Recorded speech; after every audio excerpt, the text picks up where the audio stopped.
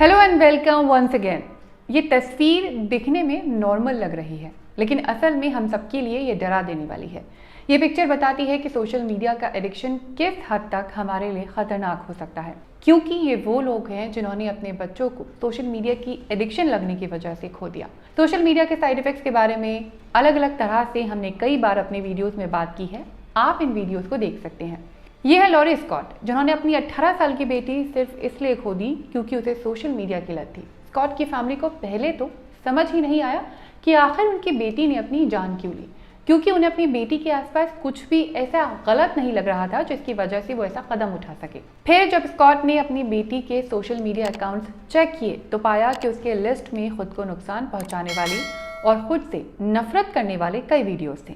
इन videos में self harm और self hate जैसी चीज़ों को ग्लोरीफाई किया गया था। और एक दिन सोशल मीडिया पर इस तरह का कंटेंट देखने की इसी लत ने उनकी बेटी को उनसे छीन लिया। बच्चों और टीनेजर्स की मेंटल हेल्थ पर हो रहे सोशल मीडिया के साइड इफेक्ट से जुड़े कई शॉकिंग इंसिडेंट सामने आए हैं। ये पिक्चर सोशल मीडिया के साइड इफेक्ट की एक और हॉरिबल स्टोरी है। इंडियाना की एक मां ने अपने 15 साल के बेटे को इसलिए खो दिया क्योंकि उसने सोशल मीडिया पर वायरल हो रहे चोकिंग चैलेंज को पूरा करने की कोशिश की थी। इस चैलेंज में किसी भी इंसान को खुद को तब तक चोक करना था या सांस लेने से खुद को रोकना था जब तक उसकी बेहोश होने वाली हालत ना हो जाए। लेकिन इस खतरनाक चैलेंज ने 15 साल के इस लड़के की तरह कई लोगों की जान ले ली। तो क्या सोशल मीडिया को वाकई इस तरह डिजाइन किया गया है कि उसकी लत पड़ जाए? यही सवाल पूछा गया मार्क जुकरबर्ग से।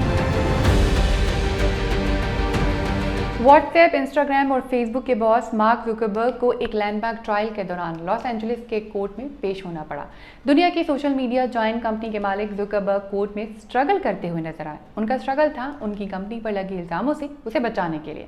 दरअसल जुकरबर्ग पर इल्जाम लगा कि उनकी कंपनी की सोशल मीडिया एप्स इंस्टाग्राम और फेसबुक को जानबूझकर इस तरह डिजाइन किया गया है जिससे बच्चों और टीनेजर्स को इसकी लत लग जाए। लॉयर्स ने कोर्ट में मेटा के इंटरनल प्रेजेंटेशन भी दिखाए जिसमें कंपनी ने उन स्ट्रेटजीज के बारे में डिस्कस किया था जिससे से ज्यादा टीनेजर्स को अट्रैक्ट किया जाए।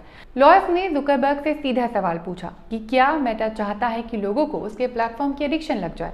इसका जवाब देते हुए जुकरबर्ग ने कहा कि उनका फोकस ऐसी कम्युनिटी बनाने पर है जो सस्टेनेबल हो, यानी लंबे वक्त तक रहे।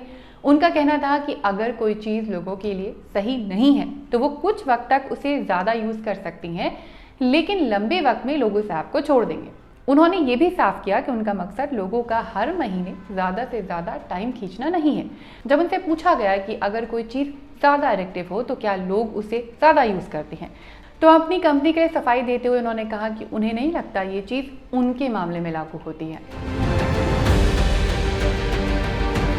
कोर्ट में चल रहा ये केस 1600 लोगों के मुकदमा दायर करने के बाद शुरू हुआ था। इसमें कई फैमिलीज और स्कूल डिस्ट्रिक्ट ने इल्जाम लगाया कि सोशल मीडिया प्लेटफॉर्म्स को जानबूझकर ऐसा डिजाइन किया गया है जिससे बच्चे और टीनेजर्स इसके आदी हो रहे हैं और इसके कई बड़े साइड इफेक्ट्स उनकी मेंटल हेल्थ पर पड़ रहे हैं। कई पेरेंट्स का मानना है कि सोशल मीडिया ऐप्स के ओनर्स ने चाइल्ड सेफ्टी से ज्यादा अपनी ग्रोथ को चुना है। इस मुकदमे को करने वाले लोगों में शामिल एक 20 साल की महिला कैली भी हैं, जिनका कहना है कि बहुत छोटी उम्र से सोशल मीडिया यूज करने की वजह से उनकी मेंटल हेल्थ पर गहरा असर पड़ा। उनके फोन रिकॉर्ड्स के मुताबिक 2022 में जब वो 16 साल की थी तो उन्होंने 16 घंटे से ज्यादा वक्त इंस्टाग्राम पर बिताया है। लॉयर्स ने जुकरबर्ग से ये सवाल भी पूछा कि उनकी कंपनी 13 साल से कम उम्र के बच्चों को इंस्टाग्राम यूजर्स ना बन पाने के लिए सही तरह से एफर्ट कर रही है। इसके जवाब में जुकरबर्ग ने पेरेंटल कंट्रोल और टीन सेफ्टी रूल्स का एग्जाम्पल दिया। लॉयर्स ने यह भी डेटा दिया कि इन सबके बावजूद 13 साल की कम उम्र के करीब 40 लाख बच्चे अकेले अमेरिका में इंस्टाग्राम यूजर्स हैं। तो इस पर जुकरबर्ग का कहना था कि कुछ लोग अपनी उम्र के बारे में झूठ बोलते हैं। इसके बावजूद उनकी कंपनी ने कई अंडरएज इंस्टा अकाउंट रिमूव किए हैं। कई रिपोर्ट्स ये कहती है कि मेटा का एथिकल फेलियर कोई एक्सीडेंटल नहीं है बल्कि बिजनेस मॉडल का एक हिस्सा है।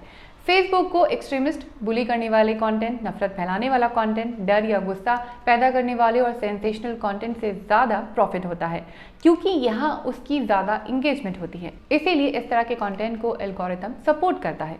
वैसे मेटा की प्राइवेसी पॉलिसी, डिसइंफॉर्मेशन और डेटा लीक पर पहले भी कई सवाल उठे हैं। जैसे ये है रॉबी स्टारबक मेटा के एआई एडवाइजर हैं और इन पर इल्जाम लगा है कि इन्होंने अमेरिका में हुए shooting incidents, transgender community, crimes, vaccine जैसे सेंसिटिव टॉपिक्स पर कई बार डिसइंफॉर्मेशन फैलाई है। मेटा पर लगे इन इल्ज़ामों में से एक है project mercury. Project mercury Meta का एक इंटरनल रिसर्च प्रोजेक्ट था जिसमें मेटा ने पाया कि उसकी ऐप्स इंस्टाग्राम और फेसबुक टीनेजर्स की मेंटल हेल्थ को नुकसान पहुंचा रही है। इस रिसर्च में सामने आया कि जब फेसबुक या इंस्टाग्राम यूजर्स अपने अकाउंट 1 महीने के लिए डीएक्टिवेट कर देते हैं तो उन्हें कैसा महसूस होता है। कंपनी को यह जानकर डिसअपॉइंटमेंट हुई जब पार्टिसिपेंट्स ने बताया कि अकाउंट डीएक्टिवेट करने के 1 हफ्ते के अंदर ही वो पहले से कम डिप्रेस्ड और लोनली फील कर रही हैं। उन्हें पहले से कम एंजाइटी हो रही है। उन्होंने सोशल कंपैरिजन भी कम कर दिया है, यानी अब वो खुद को दूसरों के साथ कंपेयर कम करते हैं। लेकिन मेटा के लिए ये एक डिसअपॉइंटमेंट था, इसलिए रिसर्च के रिजल्ट को कंपनी ने कभी पब्लिश नहीं किया और ना ही इस प्रोजेक्ट पर कभी आगे काम किया गया। उल्टा अमेरिकी कोर्ट का कहना है कि इस प्रोजेक्ट को ही कैंसिल कर दिया गया। कैंसिल करने की वजह बताई गई कि स्टडी में कुछ गड़बड़ी थी, पर मेटा के दी हुई इस वजह पर ना तो पेरेंट्स कन्विंस हुए और ना ही स्कूल्स, और मेटा पर मुकदमा कर दिया गया।